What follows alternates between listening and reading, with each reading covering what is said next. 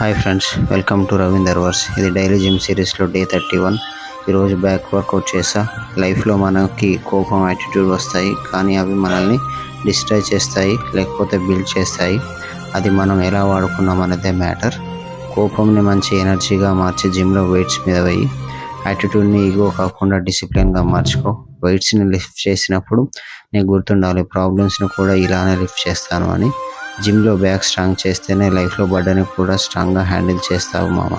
So కోపంని control చేసి డిసిప్లిన్తో మార్చి యాటిట్యూడ్ని నెగిటివ్కి వాడకుండా పాజిటివ్గా మార్చి యూజ్ చేసుకో. అప్పుడు మనం మెంటల్లీ, ఫిజికల్లీ స్ట్రాంగ్ అవుతాము.